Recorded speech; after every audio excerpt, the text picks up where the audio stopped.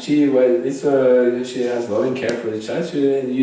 The child needs to be educated. So go to school. Yes, have to get up, then sent to school, and then good learning, educated. The same in the Krishna consciousness movement.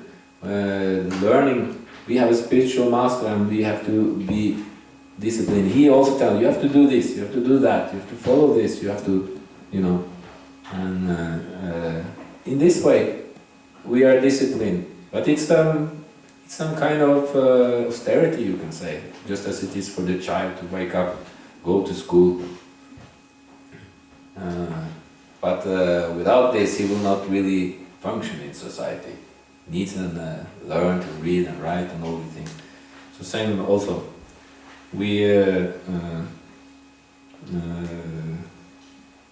A spiritual master, he has naturally love for his disciples, and he will help them. But he's strict also. You have to get up, or you have to do this. You have to follow these principles. But these principles we accept. When you accept the spiritual path, you renounce something. Which actually, what is you are renouncing? You renounce what keeps you in the material world, in material existence. So therefore, when we take a spiritual master, one says, one stop to take drugs, intoxication. We stop having sexual relationship outside of marriage. We stop killing animals and eating them, and we stop gambling about money. And these are 4 pillars of sinful life. So one can say, but if you think that I'm free, I want to be free to do what I want to do these things, take intoxication, have illicit sex. But actually we lose our freedom. We don't become free. Material world is the proof. It's a prison house. So the whole process is to become free. Therefore these principles are called the 4 principles of freedom. It frees you. It's not that when you're free you think, I'm free to take intoxication. But actually, okay, you can take. Krishna, he will, as the soul is in the heart, he said, no, don't do this. This is bad. No, I want to. Okay, go ahead. Reap the results. But it binds you. You become unfree. Because then you want it again. You lose your freedom. You lose your happiness, which is you're happy in yourself, in your relationship with the spirit souls everywhere, and with the Supreme Spirit, Krishna. But then you lose your freedom. You become controlled by addiction to drugs, sex, or whatever. And this binds us. Then we lose our freedom. Same with the society. If you don't follow the rules, you lose your freedom. You go to prison. So many rules society are made. You can say green, red light, green light, do what I want. Green, red, who cares? But then police will take you. No, you're doing something wrong. If you don't stop, you have to pay very much, or if you can't pay, you go to jail. There's so many rules. And the whole universe, governed by the Supreme Lord, is full of rules. It's not that we can do what we want. The demigods who control this universe, they are watching everything. We think maybe that nobody sees me. Allah sleeps at night, I can take a beer. No, we're always under observation. So so we get reactions from what we do. We have to, as we sow, we will reap.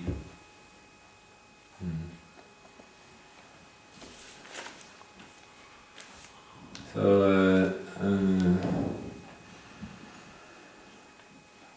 So a spiritual master, as I mentioned in the beginning, anyone can become a spiritual master because it's not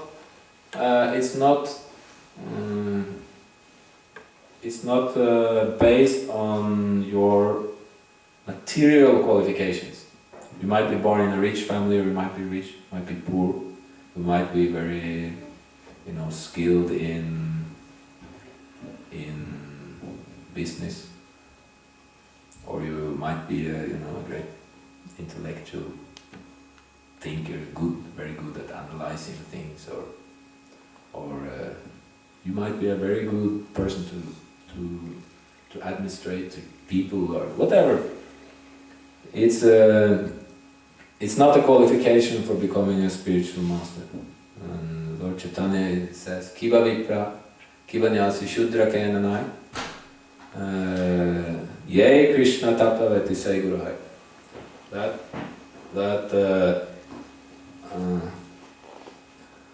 Yes, I'm not a learned scholar, Vipra, Kiva Vipra, Kiva Nyasi. I'm not a sannyasi, one in the renounced order who has. All these is designations.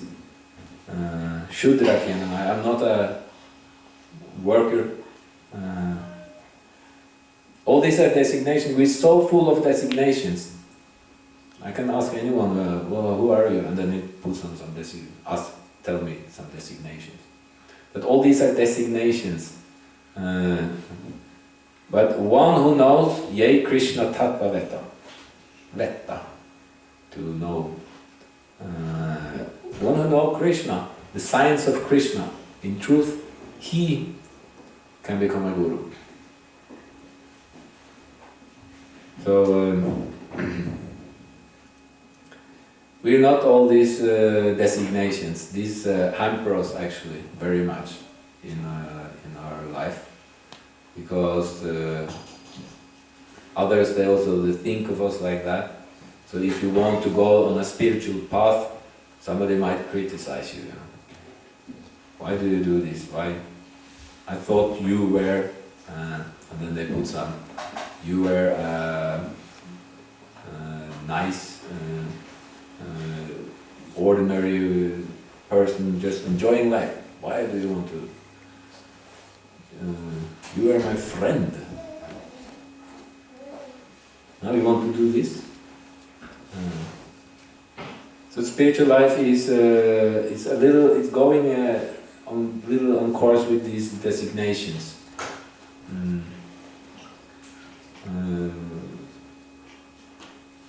But if you learn the science of Krishna consciousness, then you can become a guru. And it's very nice to be free of all these designations, because it bewilders us in the material world. Who am I? Who am I really? And father, mother, everyone puts designations on us.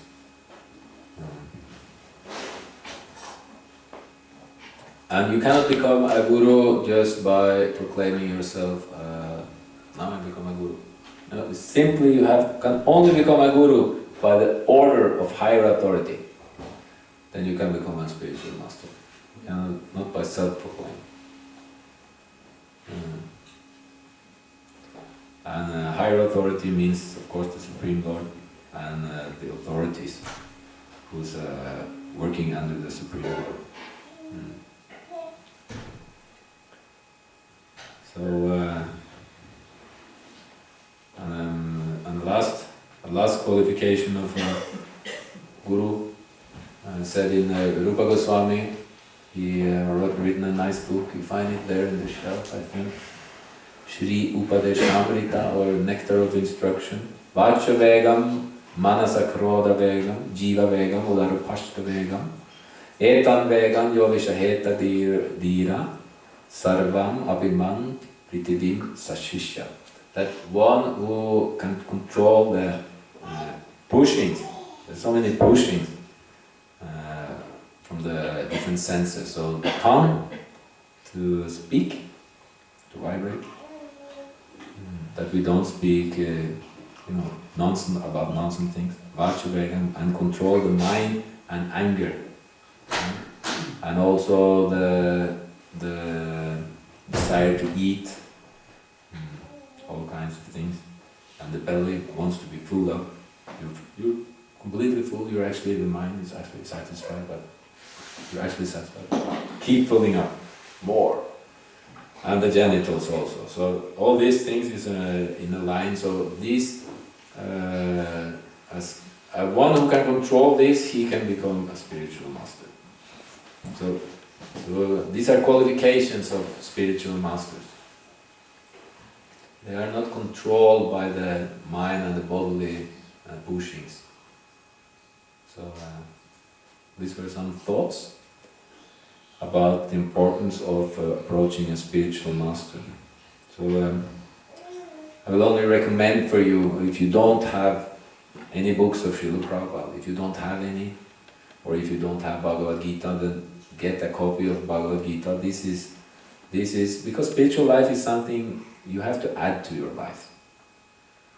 So by reading Bhagavad Gita, like a verse or two every day, you will strengthen your intelligence, because the intelligence comes from Krishna, and the mind is the one is the thing.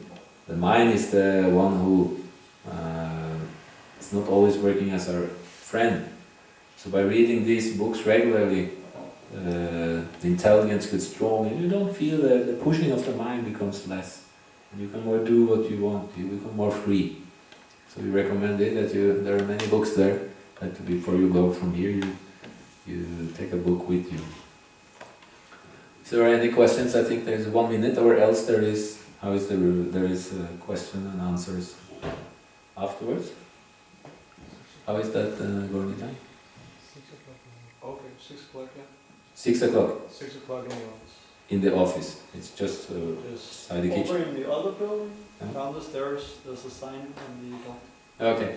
In the other building, downstairs, 6 o'clock. If you have more questions, you can ask that. There will be somebody who will take that. So one question now. Okay. It's just when we try to explain to some people that the material world is a place of suffering, many people will not agree and say that actually it's a nice place and life's going on nicely. So why is it actually a suffering place, and how can we come to understand it as now? Because it's not something we want to understand. We want to be happy here. So. Yeah, we want to be happy here, and then we think if I just make this adjustment, then. And when you meet people who say they're happy because they have this, they're on this trip, I'm not just there making this adjustment, and I will be happy. But of course, the material world is not a place of happiness. It's birth, it's old age, it's disease, it's death. How can there be real happiness? Is this happiness? This is not happiness. And you say, but right now I'm not sick, I'm not old, I'm not dying. Now I can be a little bit happy.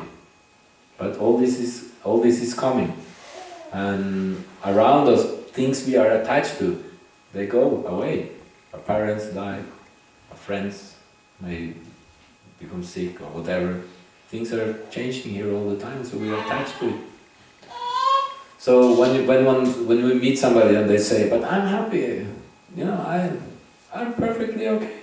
And then if you explain, sometimes I explain to them, okay, let's talk about this. It's not true, I don't believe you. And then we go through it and they say, no, actually, you're not really happy. So it's just a show, actually. And the material world is made very much based on this. I can see nowadays. We make a show of being happy. We're so afraid that others should see that we are actually miserable. Of course we are miserable. But you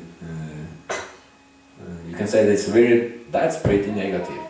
But that's the truth. If you are rich, you live in a nice apartment or bad apartment or whatever, still it's a place of misery. Dukkalayam Shashvatam, and Krishna also says this about Shishiganta. From the topmost to the lowest, everything is misery. But is it not also just important to to end up with that when you add Krishna to your life and you actually understand He is in every atom and in your heart, and He is the best friend of all living entities. But He is the supreme controller and enjoyer. But then when you serve Him, then you actually become happy because you connect with the spiritual energy. Yes, good point. So that's the whole process of Krishna consciousness, about the spiritual master, about the getting connected with Krishna. That then we find happiness in our relationship with the Supreme Spirit. Then that's real happiness. And unhappiness, that is, we see other people are suffering. That makes us unhappy. That's when we develop compassion. Okay, I think we must stop now. Thank you very much. Hare Krishna.